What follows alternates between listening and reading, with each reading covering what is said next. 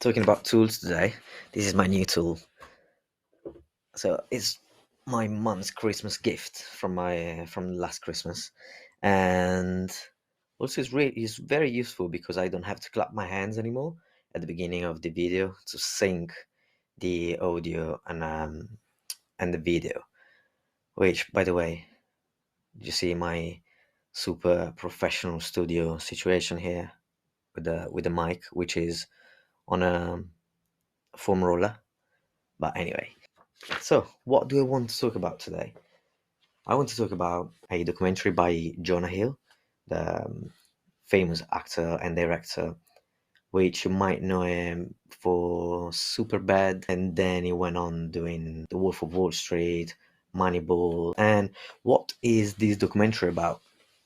This documentary, which is called Stats, which is the name of his therapist, is about his relationship, Jonah Hill's relationship with his therapist, which, as I said, is called Stutz. That's the last name. Full name is Phill Stutz, I believe, and they have a very great relationships. They've been seeing each other as a therapist and patient since a few years, I believe, and they just display in this documentary this vulnerable, intimate relationship, which is obviously not just the traditional relationship that you would expect between a therapist and a patient. And the aim of Jonah Hill with this film is showing and sharing with the world the tools of his therapist, which, by the way, I find very accessible, very easy to use, and also I find that they've already worked with me. So the explanation and the meaning that Stutz, the therapist, gives to what a tool is. He says a tool is a bridge between what you realize a problem is, so the cause of the problem in your life, and the getting some control over the symptom, over what you are experiencing that is being caused by your problem. So a tool is just a bridge to fill this gap and getting some control over your life and your struggles. And how do you do that with his tools? So the first step is what he calls life force. When you're in lack of a sense of direction, the only way to know who you are and what you should be doing is to activate your life force. That's how he describes it, which is the only part of you capable of guiding you when you're lost. And he continues saying, if you think about life force as a pyramid, so as a triangle, the bottom level is called relationship with your physical body. What means that you need to start taking few steps towards taking care of yourself, taking care of your physical body, exercise, diet, sleep. Second level is relationship with others. Stats says make an effort to keep relationship with people. Even if they don't interest you, it will have a positive effect. What does it mean? Even if they don't interest you, they don't need to be your best friends. They don't need to necessarily be your family.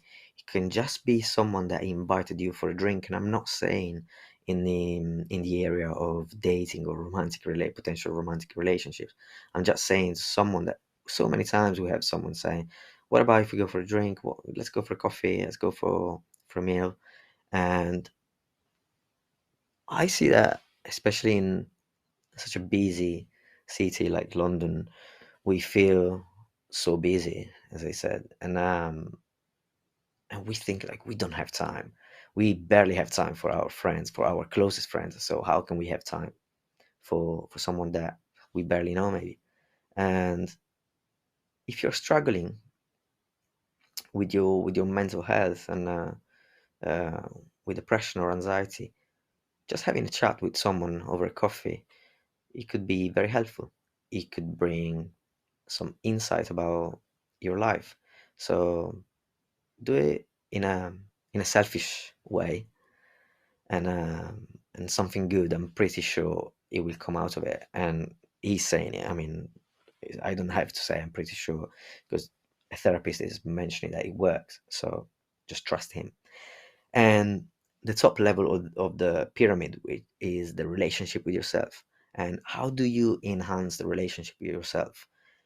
The easiest and quickest way how to do that is by writing.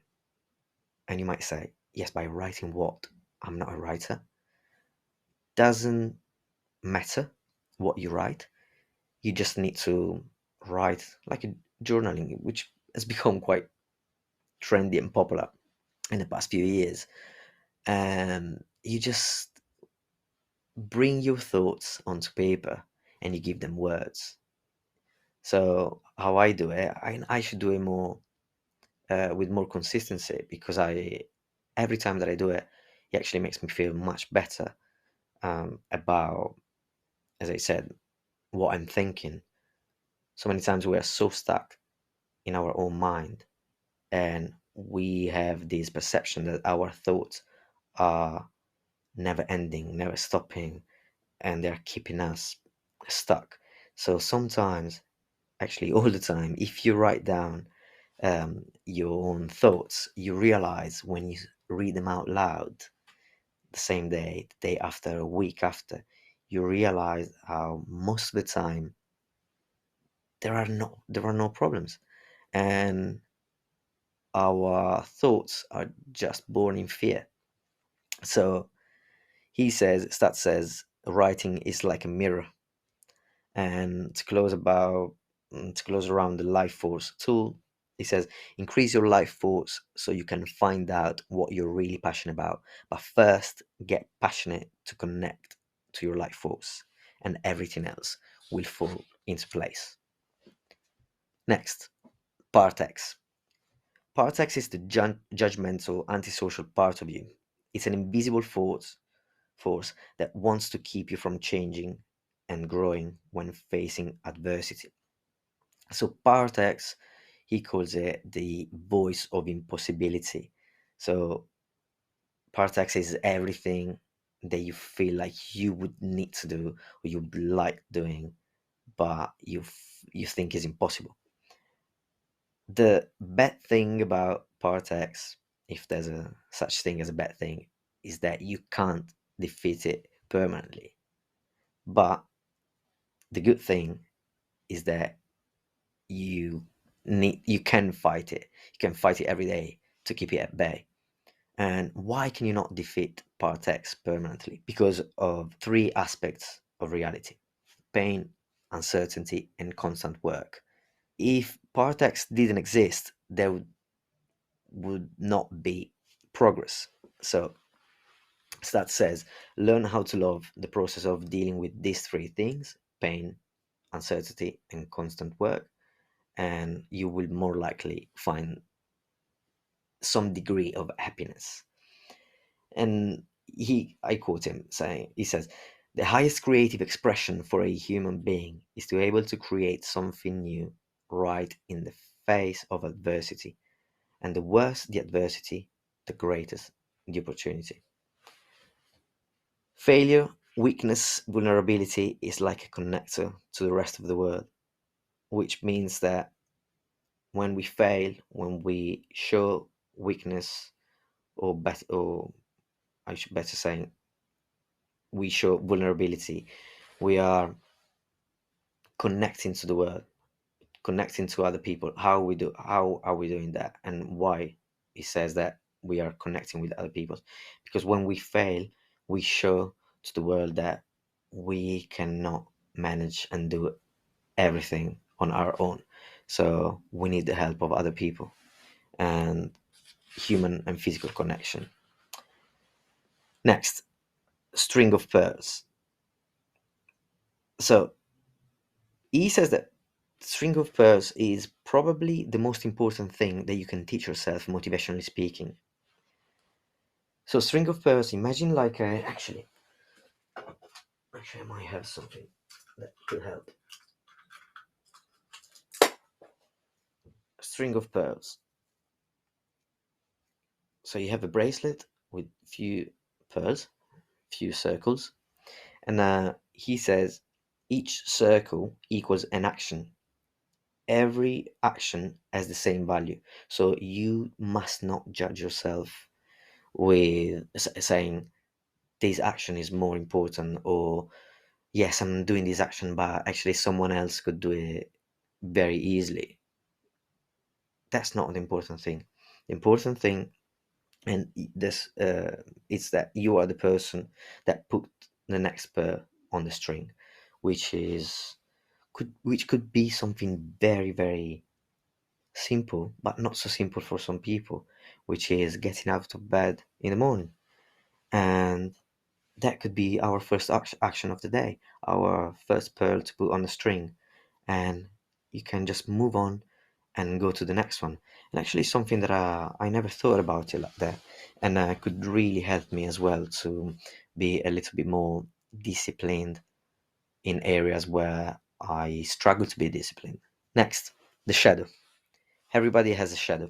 It's the part of ourselves we're ashamed of. We can't get rid of it. As Spartax, we can't get rid of the shadow. So we need to make her our friend. How do you do that? First of all, you need to find your shadow. You need to understand, you need to visualize a time where when you felt like you were ashamed or rejected or embarrassed. And the second thing is that you need to talk to your shadow and listen to her. And you should ask her. Stat says you should ask her, how does how does it feel about you? How you dealt with her, and how you treated her. And once you familiarize with your shadow and that part of your life that you've been embarrassed or you've been ashamed of, it might have been like in your childhood. You need to familiarize and make up with your shadow. And then once you do that, you realize that the only being whose attention matters to your shadow is you, and that doesn't need any validation from the world. So he says that being in sync with your shadow means feeling whole within who you are. Again, not seeking validation. Next, the snapshot, aka the realm of illusion. So, most of us, I should say, probably all of us, we are looking for the perfect experience, which could be the perfect job, the perfect partner, or anyway, whatever it is that we classify as a success. Stat says that it's not that you do need to have these standards or these goals of achieving something or having a specific partner or a specific job. What he means, or at least how I read it watching the movie, is that we think that once we attain those things, we're gonna achieve perfection. But there's a lot of studies around it, and we realize that that is not possible. So that not being possible, it means that it won't cure us. And even though you might attain it, you will very quickly realize that that doesn't make you happy, let alone perfect, and actually could make you even more depressed. So it's important to um, have goals, but not thinking that those goals will make our life perfect. Next, the maze always involves other people, is the product of part X. It wants fairness. We normally say in our head, I'll move past this one they make up for whatever they did to me. And the quest for fairness puts your life on hold. So basically, this is you, this is us, and there are just two directions. The first one is moving forward, and the second one, the wrong direction, is going towards the maze, which means being trapped in the past. The only way that we can rebalance that and untrapped, if that's a word, unstuck ourselves, from the maze is with the next tool, which is active love. So Stat says, think about love, put it in your heart, and send it to the person that you despise, hate. It's not about loving or forgiving the other person, but is to free yourself from the maze. And that actually happened to me. I felt like I've been hurt by someone specifically in my childhood for a long time. And I fought with this person in my head before every time before I was seeing this person, and I kept fighting in my head, and that just made me feel so bad and disrupted my peace of mind.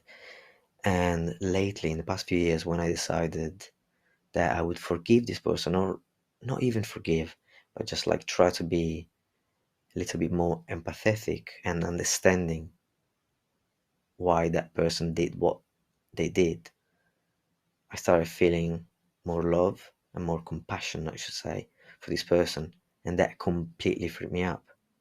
I didn't feel stuck in that bad relationship anymore. I didn't feel that daunting presence in my life because I was hating or despising someone. Next, radical acceptance. Radical acceptance means squeezing the juice out of every bad experience so we can learn from it. How we do that? The first thing to do is not judging ourselves. Second thing is to find something positive in it. So even if that thing happened, I'm a big believer that everything happens for a reason. So we can realize that that bad experience needed to happen in this time in our life and what that bad experience taught us. So it's important with radical acceptance to find value in everything to create opportunity. Next, the grateful flow. How do you see through? I laugh because it's very nice how he said it. How do you see the sun through the clouds? Which is with gratefulness. Thing is, we should make a list every day of the thing that we feel grateful about, but it's not how the self-help gurus describe it, that you should just make a list every day of, I am grateful for my bed, I'm grateful because I have a meal. Not just like these simple things every day, but try to be a bit creative about your gratefulness. He says the creative act of finding things that you're grateful for will change your mood. And that is actually, I keep saying it's actually so true. Obviously, it's so true. Like he needs my approval. But what I mean when I say that is actually true, that I prove it on myself. The other day, I was talking with this friend of mine, which doesn't live in the same country where I live, which is the UK, and we were talking about how it's difficult to have friends and people that you have great affinity with in where we live. So we were making this example of creating having this affinity between us or between other friends, but we all live quite far from each other. And we were sharing voice notes, and at some point I realized, okay, that's true, I don't have such friend or such a person very close to me, but luckily I have a phone, we have connection, we have technology, and we can just try to create and build this relationship even though we are quite far from each other, thanks to the technology. So I actually sent this person a voice note saying that I was really grateful because of this friendship that we are building despite the the physical distance, and that made me very emotional, and it just put me in a really good mood while we were talking about something quite I shouldn't say negative, but something quite saddening. So that made me very, very happy. And next tool, loss processing, is a tool that allows you to process loss. But most of the time, we are scared of losing something even before attaining it. So the goal is to get the potency of non-attachment, which it means I can pursue something, but I'm willing not to have it, not to achieve it, not to attain it. Which it doesn't mean we should be completely non-attached. That can't be any good, especially between human connections. So it doesn't mean being non-attached, but it means learning how to move forward towards non-attachment when you're fearing loss. To close it, which I already quite talked quite a lot, you might as well just watch the documentary. Don't even watch this video. But anyway, if you watched it until here, you got to the end. I want to close like I want to close it a with something that he says at the end of the documentary, and that is the secret of life is accepting that you won't have everything figured out. And I read it. I read this message in a very specific way, but I don't want to share my how I read it. But if there's anyone that is watching this video and got until the very end of it, which is now, I would like you to share how you read this last sentence. So I would be very interested in say in knowing how you say it. So yeah, thank you, and see you next time.